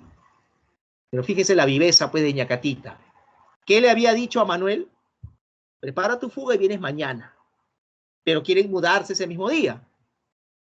Si Manuel llega al día siguiente, ¿a quién va a encontrar en esa casa? ¿Habrá alguien en esa casa? Díganme ustedes. Si se plasma esa mudanza, ¿habrá alguien en la casa? No. Y ya le sacó dinero. Tiene la viveza, pues entonces, de Ñacatita. Cuarto acto. En el cuarto acto apreciaremos cómo Juliana se muestra muy extrañada ante la decisión de su madre y le comenta a Mercedes, Mercedes, la verdad no entiendo por qué mi madre quiere que nos mudemos. No hay explicación para ello. Entonces, mientras conversaban, de pronto se escucha un carruaje que llega a la casa. En el carruaje estaba Manuel y Manuel ingresa a la casa y le dice a Juliana, Juliana, este es el momento, vámonos de aquí, un carruaje nos espera. Y Juliana entonces se queda sorprendida. Manuel, pero ¿qué me dices? Mi padre ha salido, mi madre está ahí adentro. Y empieza a dudar la muchacha. Entonces insiste Manuel, apúrate Juliana, vámonos de aquí, el carruaje nos llevará a la casa de una tía, vamos. Y la muchacha no sabe qué hacer, irse, quedarse, en fin, está sorprendida. En ello aparece Ñacatita, y Ñacatita dice, ¿pero qué es esto? Es Manuel, yo le dije que venga mañana, ahora se va a arruinar todo esto. Y a manera de consejo, Ñacatita le habla a Juliana y le dice, Juliana, Julianita, hija mía, mira, no vayas a cometer una locura, no te vayas a fugar, recuerda que tu madre está ahí adentro, recuerda que Doña Rufina, así como llamándola, está ahí adentro. Y entonces iba pues la anciana, pero Mercedes agarra y le tapa la boca, cállate vieja, le dice, ¿no? Le agarra los brazos. Entonces, la muchacha sigue dudando cuando en ese instante llega de la calle Don Jesús. Y Don Jesús entonces se sorprende y dice, ¿pero qué pasa? ¿Qué significa esto? Entonces la muchacha sabe qué decir, Manuel tampoco sabe qué decir, pero está la intención de Manuel de querer llevarse. ¿Qué es lo que está pasando? Llama a su mujer. Doña Rufina, venga, venga. Y sale dentro de la casa su mujer. Doña Rufina, ¿qué explicación me da para esto? Así cuida a su hija. Y entonces vamos a ver cómo discuten sobre los cuidados en torno a Juliana. Pero se percata pues de lo que está pasando don Jesús. Y don Jesús está molesto y le dice a Manuel, Manuel, dame una explicación. Manuel se queda callado, no dice nada. Manuel, por favor, respóndeme, dime, ¿esto ha sido obra tuya o alguien te ha inculcado a que hagas esto? Y obviamente, la mirada con cólera le lanza a don Jesús a Ñacatita. Y Ñacatita se hacía la desentendida. Con ella no era la cosa. Vamos, por favor, Manuel, explícame, esto es obra tuya, es idea tuya o alguien te ha inducido a que hagas esto. Ah, Manuel se quedaba callado. Entonces vamos a ver cómo esto genera una gran incomodidad en don Jesús. Este toma la decisión entonces de aceptar el deseo de su madre, de la madre Juliana. Entonces, don Jesús, por decepción, bueno, termina aceptando que su hija se case con don Alejo. Entonces vamos a ver cómo se siente decepcionado de Manuel. A propósito de don Alejo llega a la casa y se entera de lo que está pasando, desaprobando la actitud de Manuel. Entonces, don Jesús decide retirarse a sus aposentos. Pero al poco rato llega alguien de visita a la casa. A don Jesús se le avisa que es necesario que salga a recibir al visitante. No quiero saber nada de eso. pero es importante, vale. Al final don Jesús va a la puerta y se encuentra allí con un viejo amigo, don Juan. Y entonces se alegra, se emociona a pesar de la molestia previa. Y entonces el visitante le dice, querido amigo Jesús, ¿cómo estás? Le da un abrazo efusivo. Pero don Alejo mira de quién se trataba y lo reconoce. Y dice, pero es don Juan, ¿qué hace aquí? ¿Y qué estarán hablando a solas ellos dos? Medio preocupado estaba don Alejo. Don Juan abraza a don Jesús y le dice, querido amigo, tanto tiempo sin vernos, mira, has de saber que en mi constante recorrido por el Perú, pasé por Ayacucho y nuestro querido amigo en común, Luis Marta, me trajo una carta para ti, le dice. Toma esta carta, le dice. Gracias, mira esta carta, tanto la esperaba.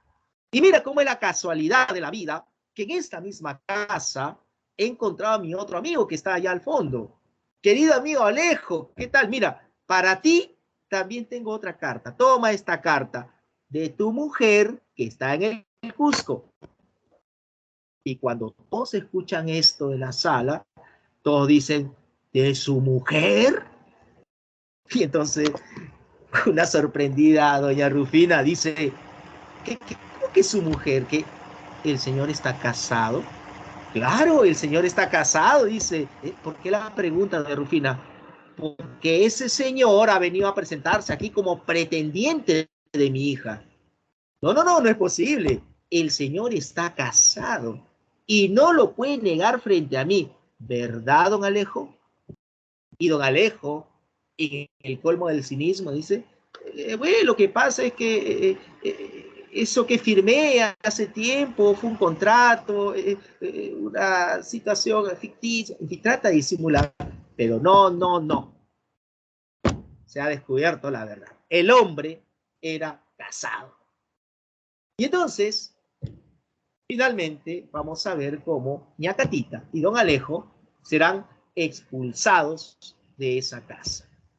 Ahí aparece doña Rufina, totalmente arrepentida. Perdóname, hija, mira lo que iba a pasar y todo por mi culpa.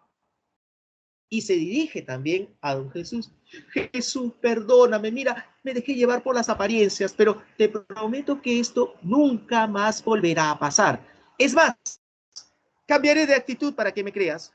Caminaré contigo del brazo, sumisa, para que todo el mundo nos mire.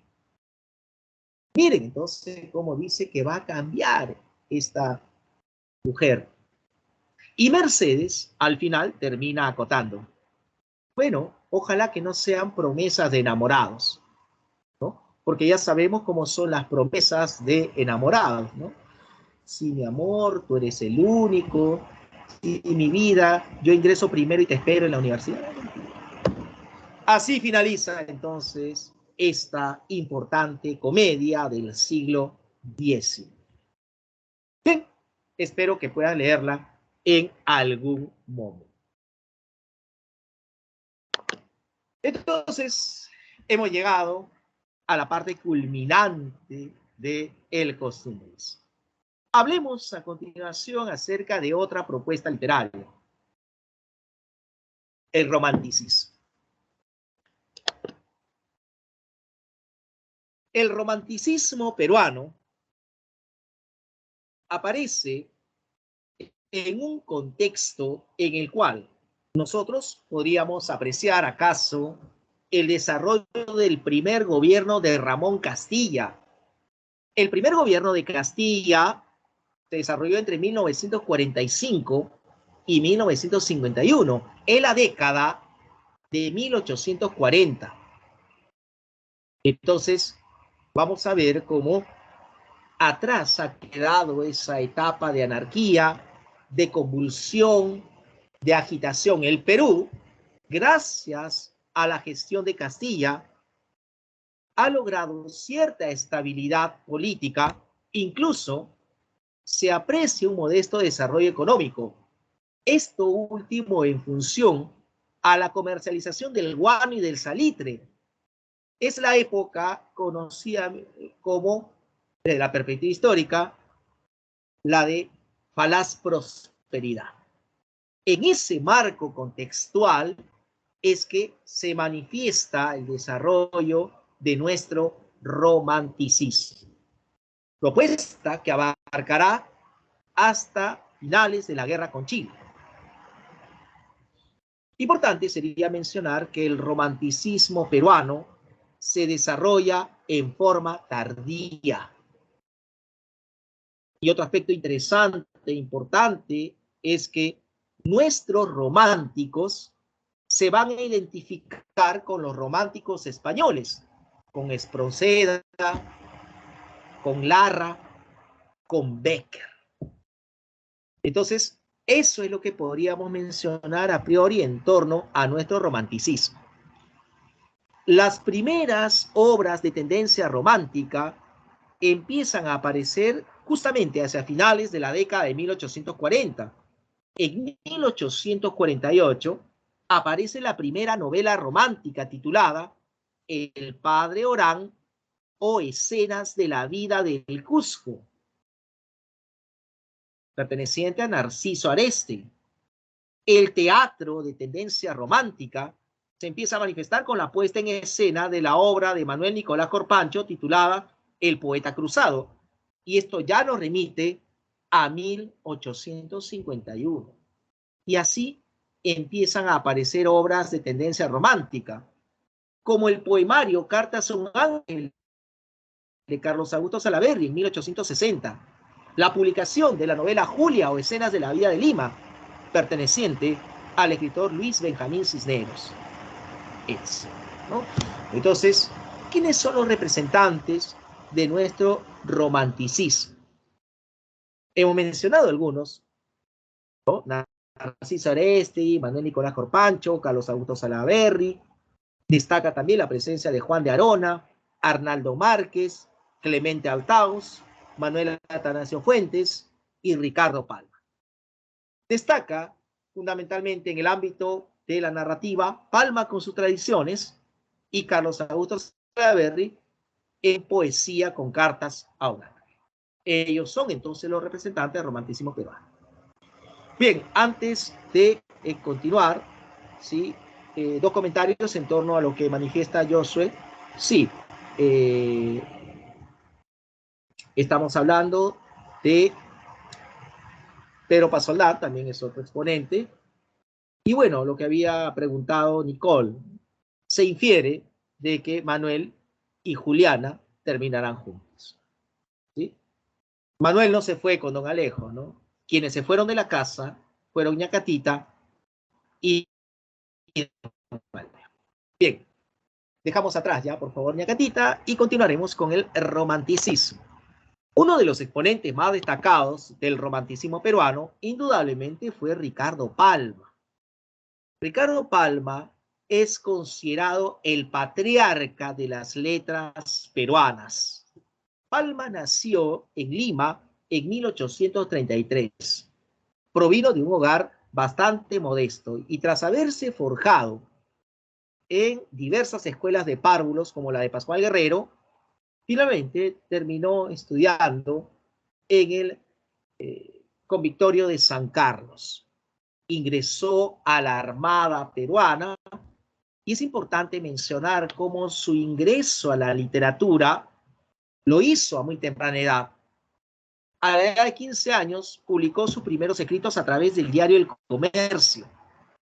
Inicialmente se dedicó a la poesía, pero con el paso del tiempo es la narrativa en lo que más ha de destacar. Políticamente hablando, Palma fue partidario de los liberales y tenía en la figura de José Gálvez a un modelo, a un paradigma. Sucede entonces de que por participar de revueltas en contra del gobierno conservador de Castilla, finalmente Ricardo Palma será exiliado. Palma debe irse del país. ¿Y a dónde se va? Se va a Chile. Y se instaura en Valparaíso, entablando amistad con muchos escritores chilenos y colaborando con diversas revistas. Tras años de exilio, Palma regresa al Perú. Como una forma de resarcimiento, se le otorgan ciertos cargos, pero Palma desiste. Palma viaja al extranjero, visita Europa, visita Estados Unidos, pero tras ese periplo decide retornar al Perú y encuentra a nuestro país inmerso en una coyuntura bélica. Sucede que España había enviado una expedición en pos de recuperar sus antiguas colonias y prácticamente la soberanía continental se defendió en el Callao, produciéndose el famoso combate del 2 de mayo en 1866. Y cuenta la anécdota que Palma se encontraba en el Torreón de la Merced al lado de José Gálvez, cuando de pronto él decide retirarse y al poco tiempo acontece el estallido del Torreón de la Merced. José Gálvez deja de existir, se convierte en héroe nacional y Palma logra sobrevivir casi de milagro. La victoria peruana y americana se logrará y tras ello Palma se convertirá en secretario personal del presidente José Balta hasta que asesinan a este último. Y a partir de ese momento, Palma decide alejarse de la vía política y solamente se dedicará a la literatura. Entonces vamos a ver cómo Palma y muchos otros son partícipes del conflicto con Chile que se inicia en 1879. Palma estuvo presente en la defensa de Lima, pero los chilenos ocuparon la capital. Y creo que ustedes bien saben cómo fue el proceder de los chilenos, quienes saquearon e incendiaron muchas casas, muchas instituciones. La casa de Palma en Miraflores no fue ajena a ese vandalismo y por ello muchos escritos, muchos textos, muchos manuscritos se perdieron.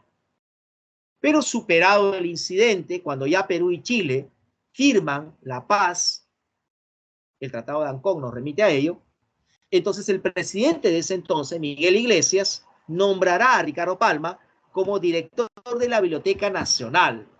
Palma se esforzó por reconstruir tal institución y ese esfuerzo permitió de que el escritor sea conocido con el apelativo de el bibliotecario mendigo. Palma desempeñó por años esa función. Importante sería mencionar que Palma fue incorporado a la Academia Peruana de la Lengua, también es miembro de correspondencia de la RAE, se dedicó también al periodismo y su vida acabará en 1919. Esto es lo que ha significado entonces a grandes rasgos la vida de don Ricardo Palma, quien nos ha otorgado una serie de obras diversas, obras históricas, por ejemplo, como Anales de la Inquisición de Lima y Monteagudo y Sánchez Carrión, obras filológicas y lingüísticas. Entre ellas, podríamos hablar de papeletas lexicográficas, por ejemplo, podríamos mencionar neologismos y americanismos. Aparte de ello, Palma cultivó el teatro, ¿no? Destaca una obra que hace referencia a un militar llamado José Ramón Rodil, ¿no? Español, que se amotinó en el Real Felipe y no acató la capitulación de Ayacucho. En fin, podríamos mencionar entonces obras líricas que son parte de la producción juvenil de Palma, reunidas bajo el título de Poesías. Y en cuanto al desarrollo de obras narrativas, lo más resaltante definitivamente son sus tradiciones peruanas. Hablemos entonces a continuación de esas tradiciones peruanas. Las tradiciones peruanas son relatos los cuales oscilan entre lo histórico y lo ficcional.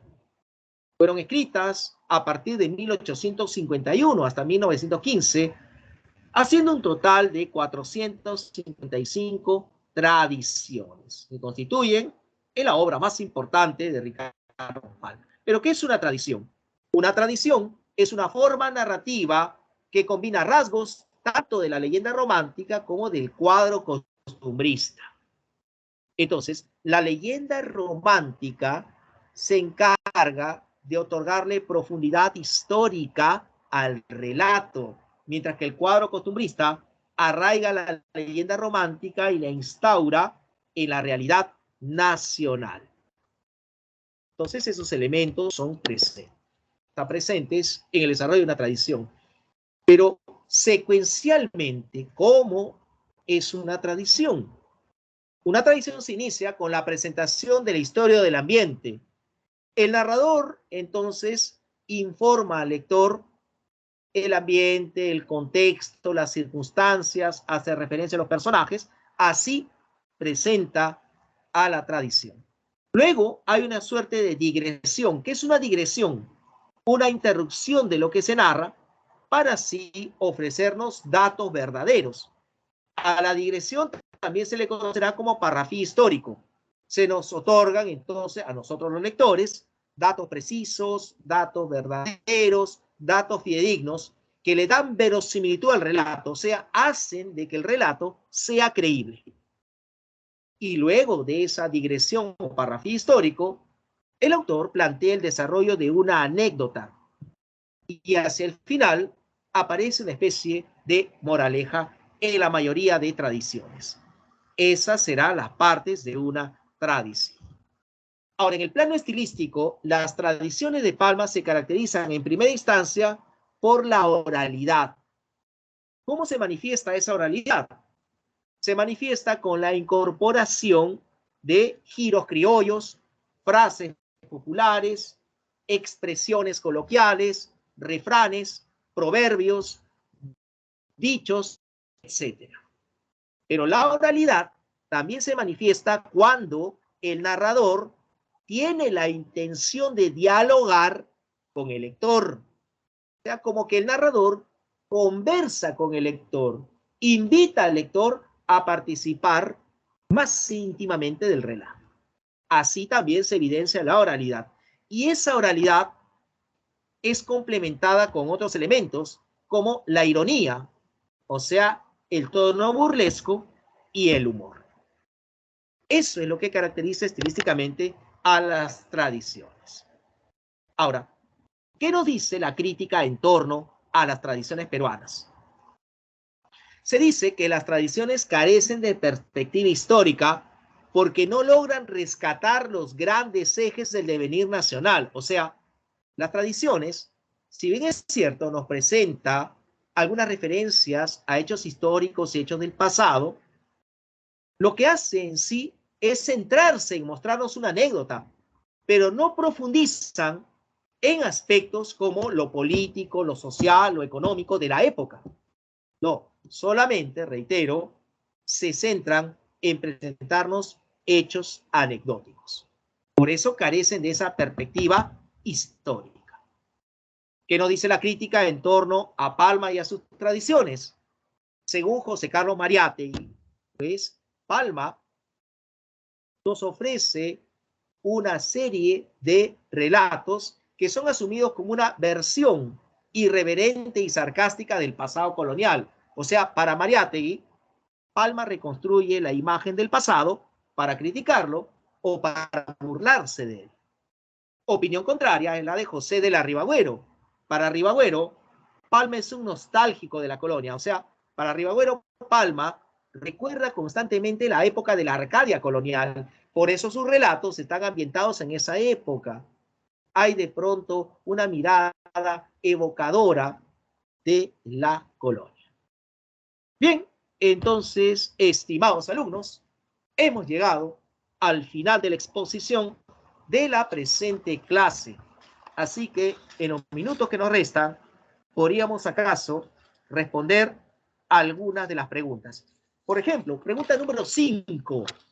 A ver, vamos, rápido. ¿Cuál sería la respuesta en la pregunta número 5?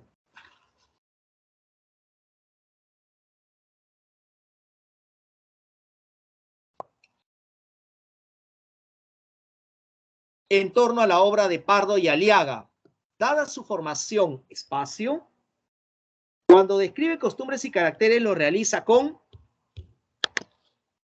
¿Qué formación tuvo el escritor?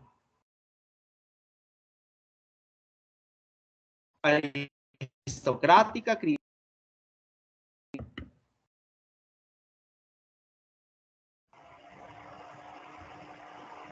clave D. Claro, él tuvo una formación neoclásica. Cuando él describe costumbres o caracteres de personajes, procura que esas descripciones o que las comparaciones sean objetivas. Correcto, clave D. Y por último, la 10. Vamos. Pregunta número 10. Marque la alternativa que contiene la afirmación correcta con respecto a las tradiciones peruanas de Ricardo Palma.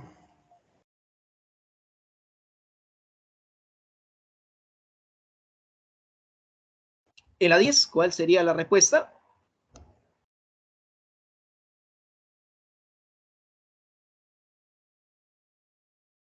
Vamos, revisen la pregunta, analícenla.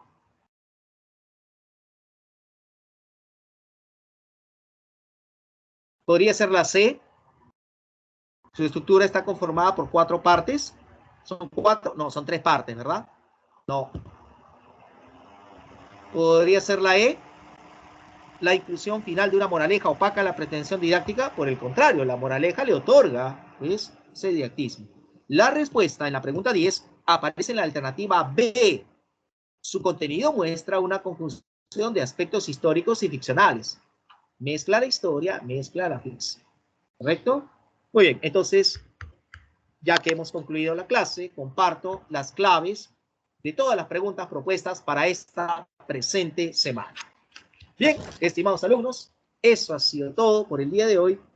Espero que ustedes hayan escuchado atentamente, pues, la explicación, los argumentos, etc. Bien, que tengan una buena semana, estimados alumnos. Cuídense bastante. Nos estamos viendo en nuestra siguiente sesión. Lamento que ya falten pocas clases. Ya vamos a concluir. Estamos en la semana 6, 7, 8, 9 y nos estaremos. Cuídense. Nos vemos. Chao.